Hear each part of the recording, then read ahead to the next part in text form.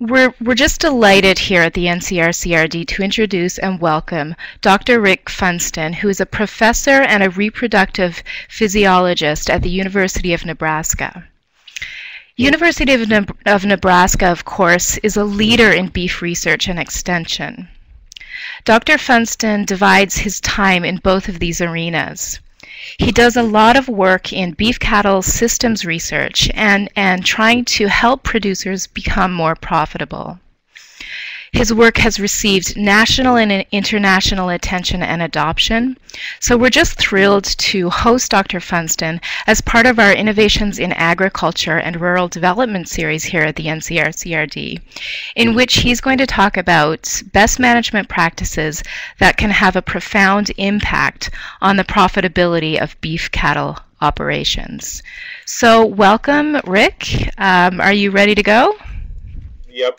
Thank Great. you, Carolyn. No problem. All right. Well, I'm going to be talking about some factors that influence overall reproduction, pregnancy rate, but also the importance of when animals become pregnant in a given breeding season. I'm located at North Platte, which is at right here at the confluence of the North and South Platte Rivers. These are all locations where we have beef cattle research and very well supported in our university system.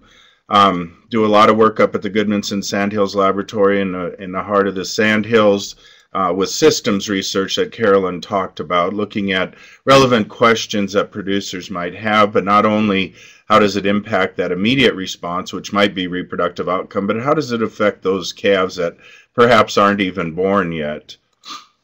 Many of you, or we all, are aware of this, and I think it speaks volumes of what research and extension has done, being able to produce similar levels of beef as we have had back in the 70s with a declining cow herd. The concern here is the sustainability of the beef industry, and we've already seen some effects in the industry where we're closing packing plants and we have a lot of excess feed yard capacity.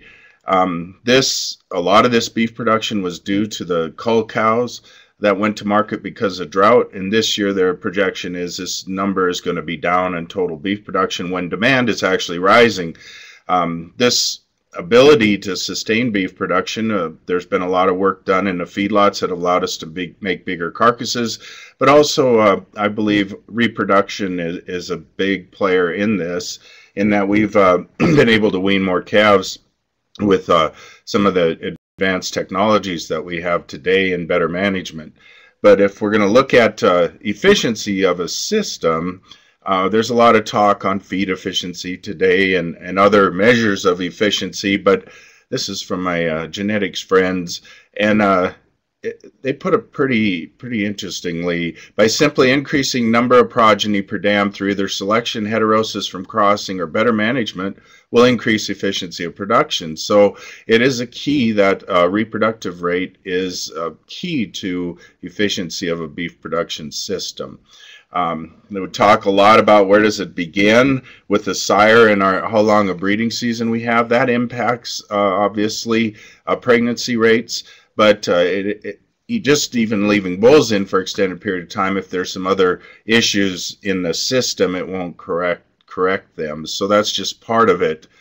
It really starts with our heifer development program and selection criteria, and how long a breeding season we have for these females. I think many of you are aware of some of the work we've done with lower input systems, and we're finding that we can decrease production costs.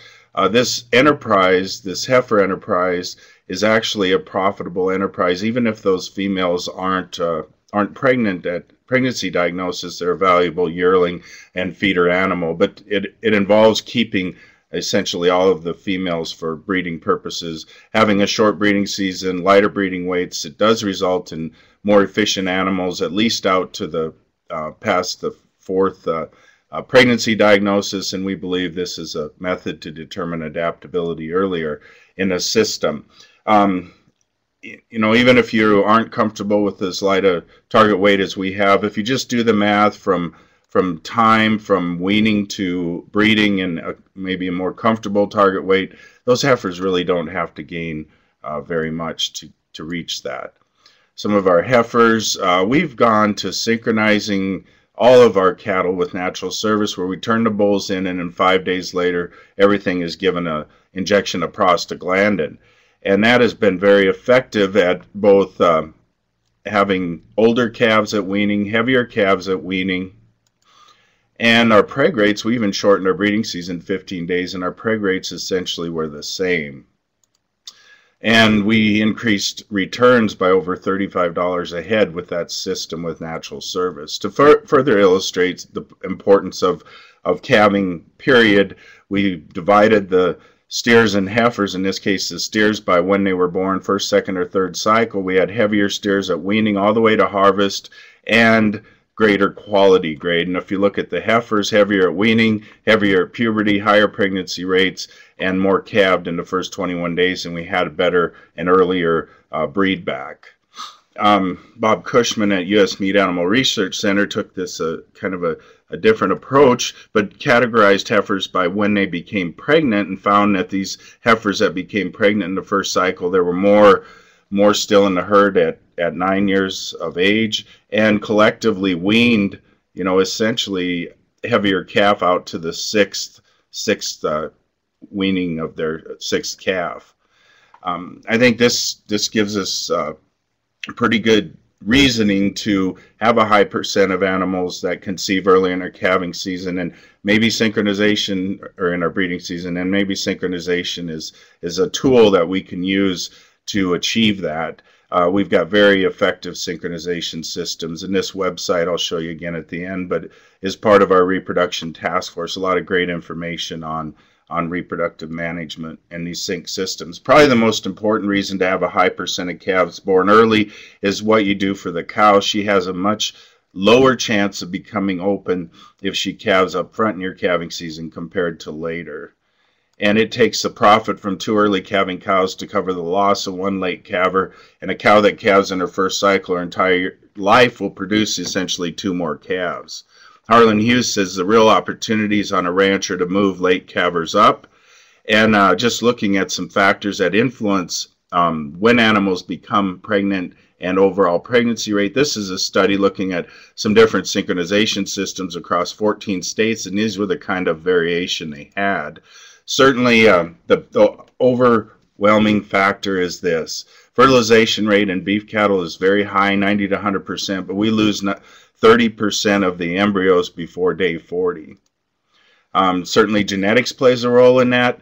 Direct selection for reproductive traits is pretty ineffective, because all these things have to happen to have a live calf born, and we essentially categorize reproductive traits as lowly heritable.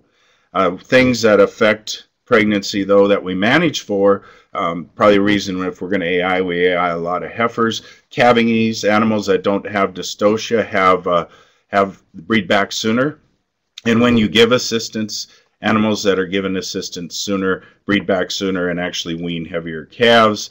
We look at scrotal circumference as something, a fertility indicator in bulls to some extent, but daughters from bulls with larger scrotal circumference reach puberty sooner. The challenge, I think, is in some of this selection, and this is a genetic trend for scrotal circumference, is when does some of these traits reach a threshold? And I think maybe this has happened, at least here. We have heifers becoming pregnant when they come in on the cow before weaning. That certainly is a challenge for operations. So every trait has a threshold. Our production traits, we know too much milk in a limited resource environment is not sustainable, as well as too much growth. So we have to, be aware of what our production system can handle as far as these output traits. Larry Cora, before he went to work for CAB, said, thus as we strive to improve growth rate in the cattle industry to make the commercial cow more efficient from utilizing nutrients, we must ensure that we maintain an optimum level of reproduction efficiency. So very important to the system. And our genetic trends for nearly every trait that we're measuring are on an incline, on an increase, and I think we need to be aware of how that's going to affect carrying capacity and ultimately reproductive rate. Let's not forget about technology. We've got tools out there that don't increase inputs that have been well proven to improve outputs on a given operation, such as implants. And largely on the cow-calf sector, we've quit using them. And I think we can use these without having animals or females that have more milk and growth and still get a huge economic benefit. Crossbred females, we know that there's greater longevity, heavier calf weight per cow exposed, more net profit per cow. It's over $100 a year advantage of having a crossbred female. And if we want to look at what it characterizes an ideal beef cow, has minimum maintenance requirements, can withstand feed shortage, and gets pregnant on time every time, and has excellent maternal traits. So very important to have a female that fits your environment. Hi, Rick. Some indicators of... Rick, this is Carolyn. Sorry to interrupt, but just take a look. If people are asking you to slow down a little bit, please. I just have too many slides, I understand. Okay, fair enough. These will be posted so you guys can go over them. You guys can go over them, ask me questions. Make sure to take notes. And we'll cover any questions. So body condition is a proxy for postpartum interval, but it's not absolute, as we'll show you some research here in a minute. One word of caution for some of our herds that are moved to later calving. We've done a lot of studies with time of calving. We can get an older cow pregnant anytime, but the challenge is some of these younger animals in this study, in this May calving herd, the 3-year-olds were the youngest, and they had significantly lower conception rate. And our heifer calves' pregnancy rate was lower as well. We even had them on 2 different growth planes going into breeding and saw a significantly lower pregnancy rate than our spring calving herd, and found that if we supplemented these heifers and first calf heifers during breeding, we improved pregnancy rates up to 20%. A lot of work going on in the industry about what are specific nutrients important for reproduction. I've written a review paper on this, and I'll just say that this isn't a cure-all. A lot of discussion on fat supplementation, but we really need to look at our major nutrients first. Minerals, a complex system. We have a lot of interactions with antagonists and in the environment, perhaps in the water and other feed sources. And trace minerals are important if they're deficient for either a lack of or an antagonism in the environment. One thing I recommend with producers is to if you're feeding a supplement, to feed an ionophore. Independent of the other benefits, there's fairly good indication, at least in some studies, that rumensin can have a positive effect on the percent that are pregnant in the first cycle, and a higher preg rate even with the same inputs on roughage environments. So something I would recommend. We mentioned moving late calvers up. This was a data set looking at about 2,300 first calf heifers, and then how many were cycling? About half, and half weren't. They were synchronized with a protocol from our task force and time bred, and we got just as high a preg rate in those anestrus animals as we did with those that were cycling. So what was the protocol? It was using this, and this is a real opportunity to move late calvers up with the cedar. And we've moved late calving cows up as much as 2 cycles. So there's a balance needed: protein, energy, minerals, vitamins. Don't forget about water and what's in the water. And these 4 categories are major factors that influence embryonic loss. There's a genetic component, obviously, an environmental component, which we've touched on, nutrition, which we've touched on, and then some miscellaneous things that may or may not become an issue with beef cattle, like low progesterone, which is a problem in the dairy cattle, but it's largely a function of high milk production. So let's just look at some things that we might consider to perhaps circumvent or overcome some of these challenges of this embryonic loss. These are 3 different heifer development programs to the same target weight, and essentially similar age at puberty and conception rates. Interestingly, though, these on this low then high plane compared to the steady gain, they did it with 12% less feed, and those heifers' first service conception rate on that late gain was significantly greater than those on just the even gain. So this flushing effect, or moving from a lower nutritional plane to a higher going into breeding, is very real in beef cattle as well. And those heifers that were on that low high, there were more in the herd at 5 years of age. So very important. Even it's a win-win, right? Because we did it with less feed and a higher first service conception rate. This is some work we're doing.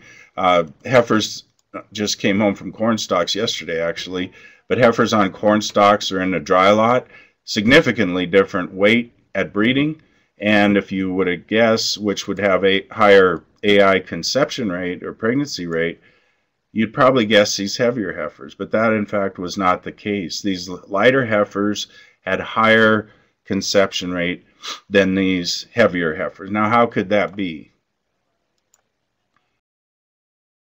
So just moving to what their actual gain was, over winter, those heifers on corn stalks gained about less than a pound a day. In the dry lot, they gained gained a pound and a half a day. Sorry, this is over winter. And then we synchronized and AI'd these heifers and turned them out to pasture.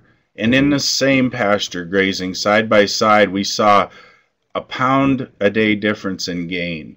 So these heifers that were on stalks outgained the heifers that were in the dry lot by over a pound a day while they were establishing pregnancy. And I believe that's the reason we saw higher first service conception rate. We tend to manage breeding females up until the time of breeding and then maybe don't pay attention to what happens when they're trying to establish pregnancy. And this nutrition or perception of nutrition, these were not fed any different. They were grazing in the same pasture, but they saw this environment differently based on their previous experience. And it's not all compensatory gain. I think largely a lot of this is just these heifers that grazed all their life essentially were better foragers.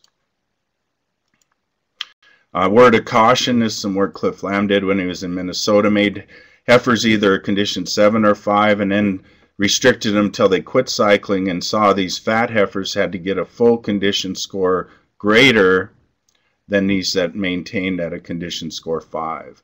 So the question becomes, are we programming females to be dependent on a certain amount of body fat to ever become pregnant? I mentioned body condition not being absolute. This study looked at the effect of supplementation while grazing winter range, and those cows that weren't supplemented had lower body condition at calving. So here's calving. Here's breeding, in which would you suspect would have the higher pregnancy rate? Well, they were very similar, but largely the lack of difference, I think, is what's going on from calving to breeding. These cows essentially caught up, but as many of you have heard me speak about, it's not just about the cow or that immediate response that we think we're supplementing a cow for, because we saw those heifer calves then that were out of cows that weren't supplemented on winter range. Yeah, they were lighter, which may not be a bad thing at pregnancy diagnosis, but we affected pregnancy rate in those females by not supplementing the mothers during gestation. So something that happened before that calf was ever born, by how we managed the cow, influenced the heifer calf's breeding ability, also influences the steer carcass weight and marbling score. So a lot of things that affect estrus response and conception. We talked about a lot of these: body condition, age. Younger animals have a longer postpartum interval, how many are cycling in a herd, and nutrition, weather, and the correct application of protocols is key. And I think some of we are thinking about our synchronization systems, maybe AI, and I think there's going to be a lot of heifers artificially inseminated this year, and we have excellent protocols, but they need to be followed. And here's our Beef Repro website again, beefrepro.info. You can download the synchronization planner. It has some really great features. Print out a calendar so you you know when to do what. And also on this website, there's a lot of our really good information from our past repro conferences. The last one was in Stanton, Virginia. We're going to be having one in Stillwater, Oklahoma in October of this year. But those proceedings, slides, recorded talks from experts in the field of reproductive management, all on this website. And then just another website, I'll show you in a second, but just to sum up, focus on a high percentage pregnant early. Begins with heifer development. And if you're ever going to have a non-pregnant female in a beef herd, it better be one that hasn't ever been pregnant, right? So, or otherwise they're can be a huge liability. Consider synchronization and then supplementation. In particular, in these later calving herds, the inputs maybe aren't needed prior to breeding as much as during breeding, especially in those what I've termed high-risk animals. And maybe they're the only ones that need supplementing. But those high-risk females, you know, and the heifer calf is one of them we're finding. And I never think it's that difficult to get a heifer pregnant, but certainly in those later calving systems, they don't breed as well without more inputs. Body condition at calving as a proxy, for example, sound herd health program, never even touched that, but very important to work with your veterinarian. Genetics that fit the environment, and this, I call it lost art of heterosis. This crossbred female is going to produce you 1 to 2 more calves, than a straight-bred female. And that's really where the advantage is. It's not in any production measure per se, although we find that breed complementarity, combining the good things the Angus does with the Continental, can really balance out quality and yield grade all the way to end product, and also have a more fertile female. So our beef website, beef.unl.edu, we've got a lot of webinars on here. We found that our producers really like that as a venue to go to their short deals like we just did here, 20 minutes or so, and there's probably 80 of them on there. All the way, there's one on synchronization I've done, one on heifer development, and all our other beef specialists have contributed too. And we have people in every area of beef production that support our beef website, and our 2014 beef report is on here as well. Excellent website.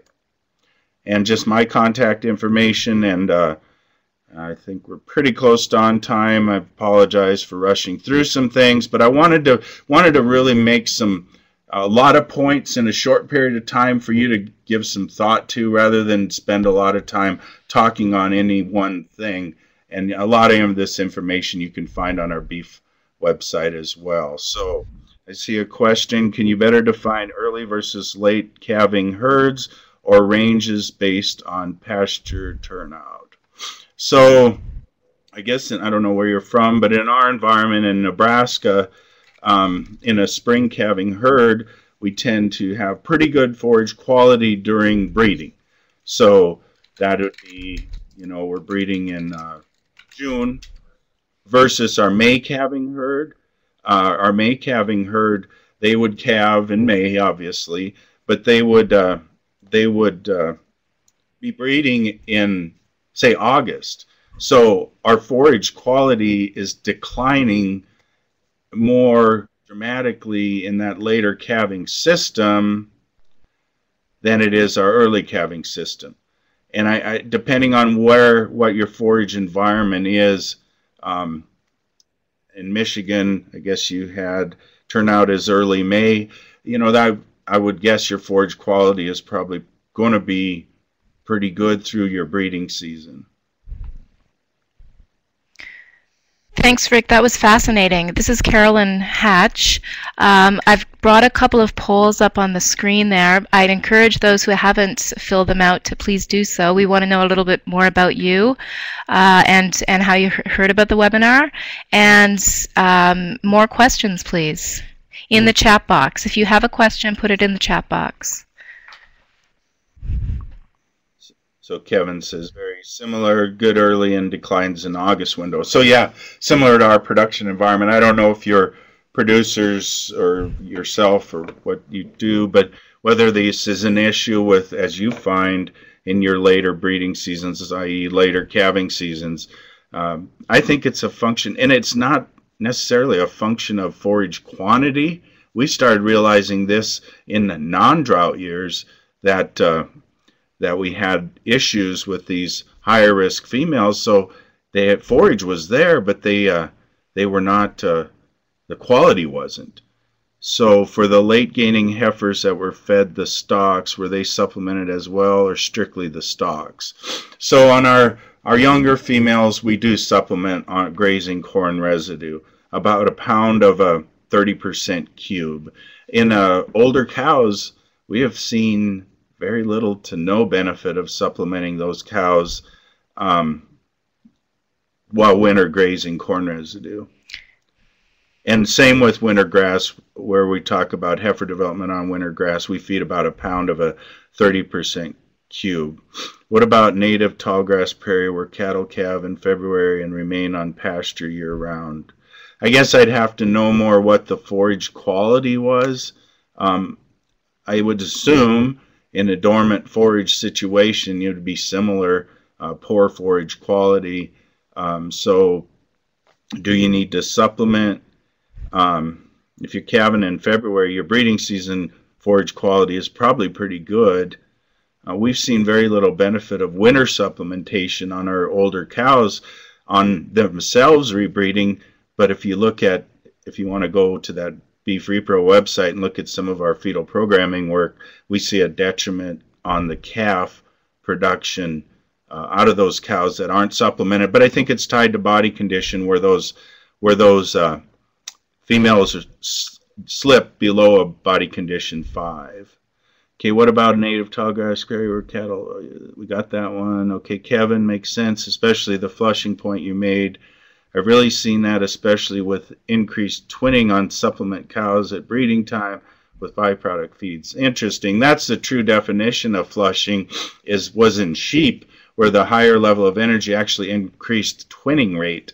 We have not seen that in the beef female, but a flushing response in the beef female be in an improved reproductive rate.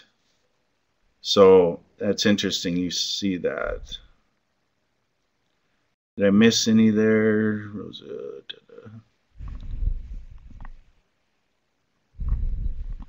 But yeah, I think a real important point as you're designing your breeding program or your nutritional program, we always want females moving forward, and don't forget about how they're going to respond when they go to grass. So just a word of caution that if you have heifers or cows gaining, 3-4 pounds a day going into breeding, they're not going to sustain that post-breeding when they go to grass. Keep that in mind, that we need to design our nutritional program with the intent of what's the next step? What are they going to gain when they're trying to establish pregnancy? Okay, when do you raise the level of nutrition of the heifers prior to breeding? We've done it a lengthy amount of time before, but more recently our work, we just brought heifers home from stocks yesterday. They're going to go to winter grass with our winter grass treatment here, and then we won't bring them into the lot until we start synchronizing them with MGA. So maybe 40 days before breeding, in that window. And don't push them hard. We're talking a pound and a half a day in the feedlot, and they will outperform those heifers that were on stocks or winter grass, will outperform what your ration says they will do, and part of that's compensatory gain. Okay, you mentioned fetal programming and the work you've done regarding future production and reproductive efficiency. What about setting up the immune system early during gestation? Oh, good question. We've measured some immune response measured by mortality, or not mortality, mortality and morbidity, But yeah, we don't know the reason or if it's total immune response. But one study, we saw the cows that weren't supplemented weaned more live calves, and we also saw the cows that were supplemented, excuse me, the cows that were supplemented weaned more live calves, and the cows that were supplemented had calves that during the feeding phase had less morbidity. Um, there's this whole question of colostrum quality too being impacted by nutrition prior to calving, and was that different? We didn't measure colostrum quality or quantity. That could be tied to it. Ken Ode's work in Colorado would indicate that protein prior to calving is important for that colostrum. Um, but yeah, there's a paper on that Repro website, a review paper that myself and a grad student have written, as well as we've got a couple other more technical review papers. If you're interested, I could send you that are published in referee journals. Other questions? Maybe I didn't need to go so fast. Looks like someone's typing. Dwayne is typing something. Okay. All Does right. anyone else have any questions for Rick?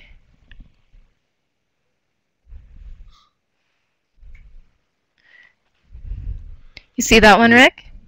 So yeah, there's you mentioned fetal programming. No, next one. Did you change your bull to cow ratio when the cows are given prostaglandin? Good question. I get that a lot.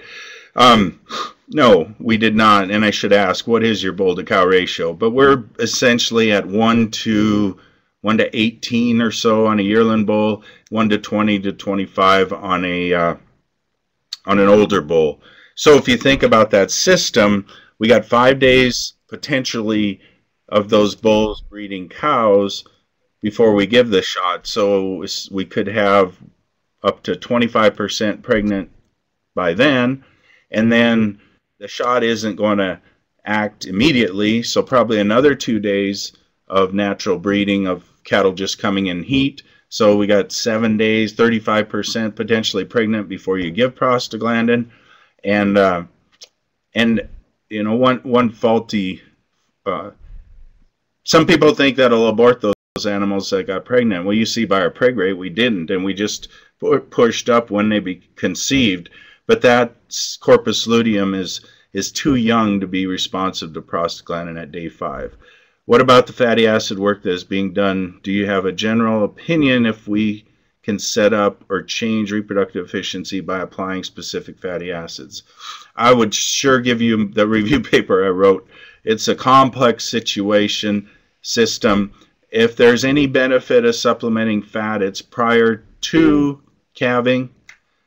Post calving during breeding, there's actually some fatty acids that might be negative effect on reproduction, such as linoleic fat sources high in linoleic acid. University of Wyoming has some work looking at that post breeding or during breeding and post calving, and linoleic acid is converted to arachidonic acid, which is a precursor for prostaglandin. Is the mechanism thought there, but there's just not a lot of. If your other nutrition is in line and your cattle are meeting requirements, otherwise, there's not a lot of real strong evidence that supplemental fat will have a positive effect on reproduction. I'm very interested in some of the protein work, and we're working on that. You know, bypass protein to some, especially younger, higher risk animals, and we get that in distillers grains. I think we have seen a positive effect of supplementing a distiller's grain supplement over one that's balanced for crude protein and crude fat. Were you going to say something, Carolyn? Sorry, I don't see any more typing, but if there's more questions, I know Carolyn's putting up some more polls. If you guys would. Couple more polls. One I'm going to bring in while we have a lull here geared towards producers. I want to know a little bit more. Let's see. Oh yeah, here. And keep the questions coming. We've got some more time left. Rick, this one's for you. Okay, fatty acids is the last one. I think I'm keeping up with these. There's somebody typing. I don't see a question yet, but as soon as it comes up. But just think about what we talked about. There's a huge opportunity based on when your animals calve to improve productivity without improving or increasing resources. What about the fatty acid work? We got that one, right? At what percentage of mature weight do you breed your heifers, and has that declined from the past? You know, we're in that 50 to 55%. So our mature cow size is 1,200 pounds at weaning.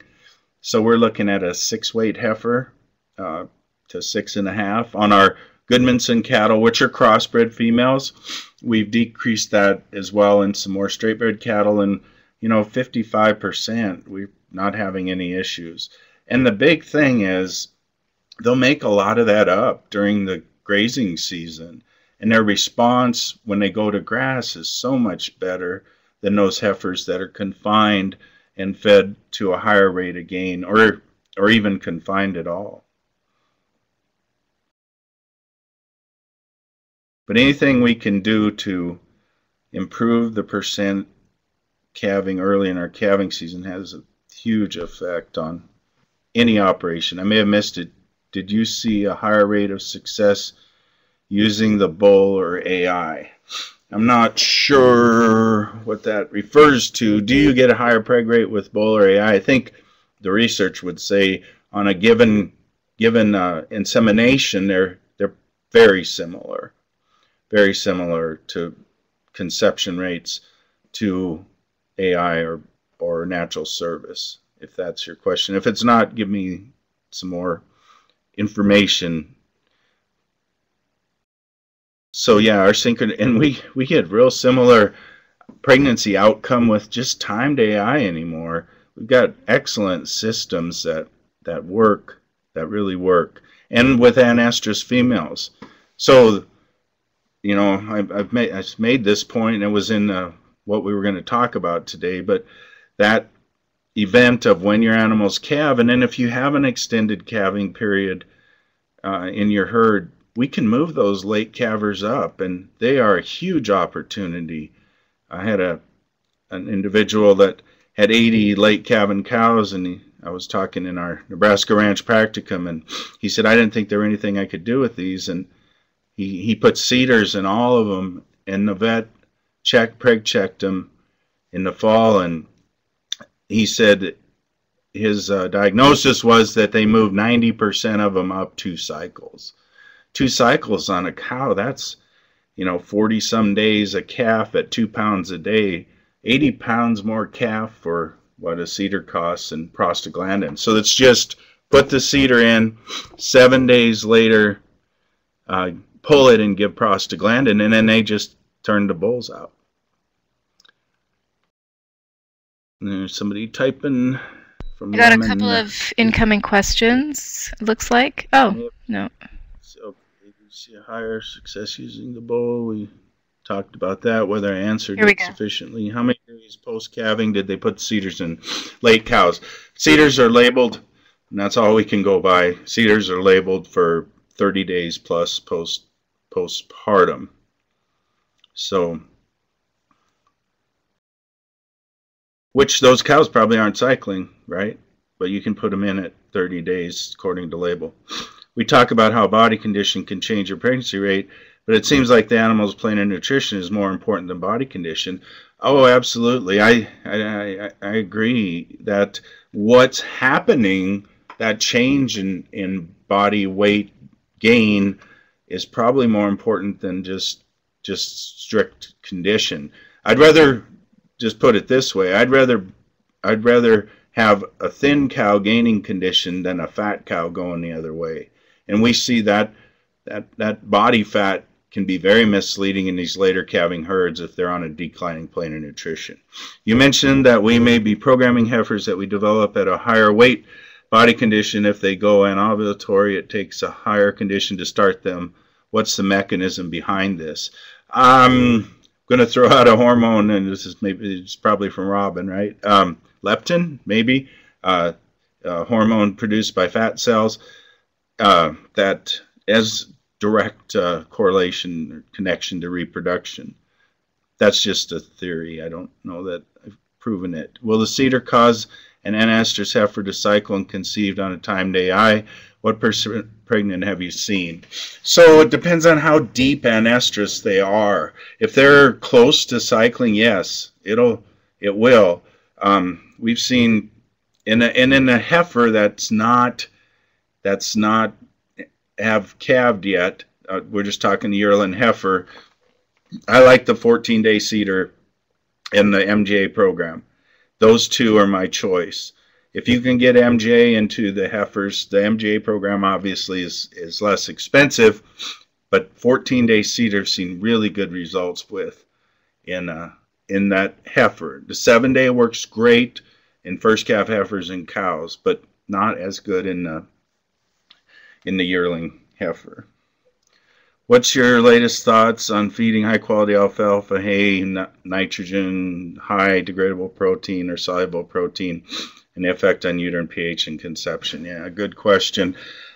You know, too much protein without enough energy can be a problem. And the biggest, I guess, example maybe of that would be in this lush, fertilized grass, irrigated forage that is kept very lush and has high nitrogen. Feeding alfalfa hay, some people have done it for years and say it's not a problem. And then you have people that just have fed straight alfalfa hay for some reason and their pregnancy rates aren't very good. So it's an energy protein balance. I know the embryo guys won't feed alfalfa hay to their recips for sure. They know that there's some issues with embryo survival with too much nitrogen and not enough energy. And let's keep in mind, everyone, we're calving now, and if we're going to balance diets post-calving, there's no forage that will meet energy requirements of a young lactating female. So energy, pay attention to energy, and you're going to probably need some additional energy in those females. And sometimes we just think it's a protein effect, and it's energy becomes real limiting in some of these animals that have lower intake. Oh. George Perry's done some work in South Dakota, feeding really, really high levels of nitrogen, I think, with the stillers, and I don't believe he was able to alter uterine pH, which has been the mechanism we've often thought is behind the more embryonic loss or lower pregnancy rates.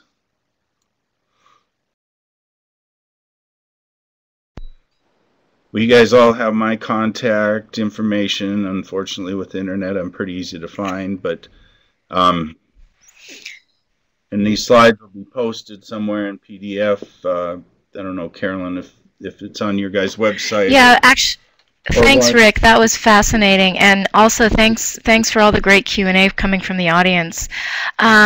So let me just move this down so you can see Rick's email, and you can feel free to follow up with Rick. And Rosa, is there anything else? Can you just comment on how we're posting this on the website, etc.?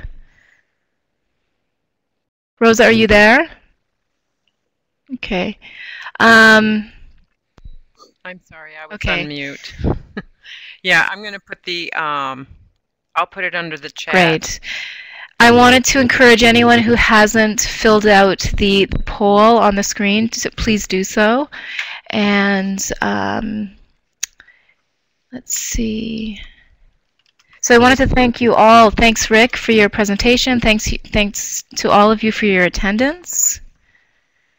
And the webinar will be posted on our website as per Rosa's comments, along with a PDF of the PowerPoint. So feel free to access accordingly, to share, disseminate, etc. So that's about it. I guess I can conclude. Rick, was there anything else you wanted to say at this time? I don't think so. I don't see any more questions coming in. If there's any final question, I'll hang around. I got to figure out how I'm going to get to Arizona tomorrow. Oh no. Any final questions? Please, now's the time. All right.